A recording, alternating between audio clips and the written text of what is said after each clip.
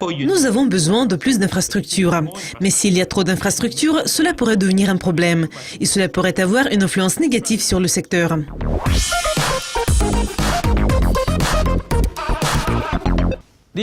L'Union européenne voudrait développer l'État-providence dans le secteur du gaz.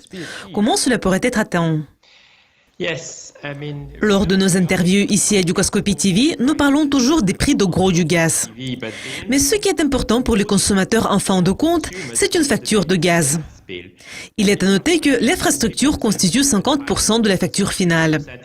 Donc, les ventes de gros constituent seulement 50%, et 50% représentent l'infrastructure. L'Union européenne fait tout pour construire la meilleure infrastructure pour toute la zone. Et donc, la situation est très délicate. S'il y a trop peu d'infrastructures, vous allez vous retrouver dans des conditions du marché non concurrentielles, et certains producteurs pourraient avoir une position de force sur le marché. Ou vous pouvez également vous retrouver sur le marché où vous aurez un risque en termes de sécurité d'approvisionnement. Donc, nous avons besoin de plus d'infrastructures.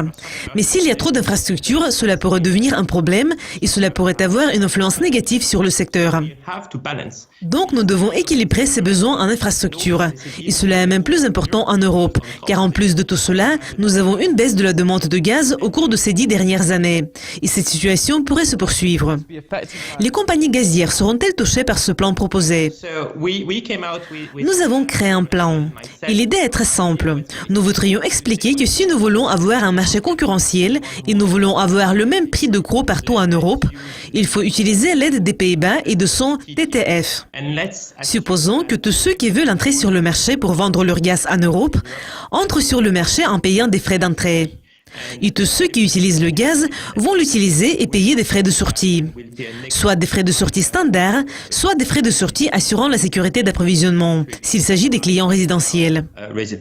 Donc ce plan, qui est tout à fait simple, pourrait avoir une influence négative sur les sociétés de transport, parce que les rémunérations devraient être changées.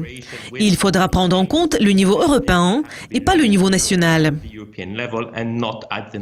Donc nous voudrions souligner que si nous voulons être plus forts ensemble, nous devons examiner l'infrastructure au niveau européen et pas au niveau de chaque pays.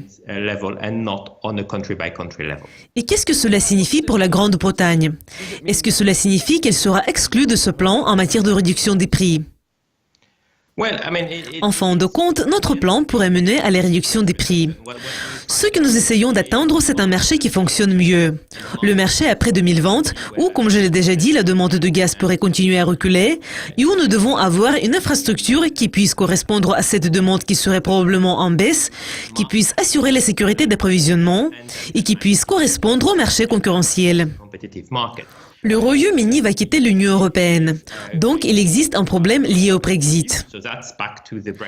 Quand nous considérons notre proposition que nous allons faire à Bruxelles, évidemment, elle ne va pas inclure le Royaume-Uni.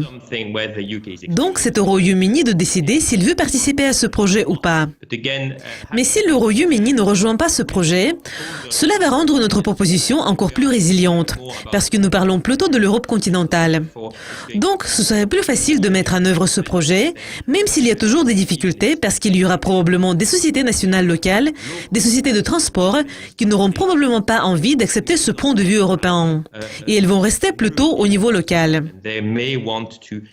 Mais si nous voulons mettre en œuvre cet État-providence dans l'Union européenne, nous devons prendre en compte l'intérêt général de l'Union européenne.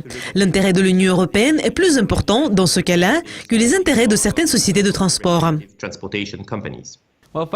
Thierry, merci de votre participation et de vos commentaires. Merci. Au revoir. Merci d'être avec nous. Restez à l'écoute de Dukascopy TV pour découvrir plus d'interviews. Au revoir.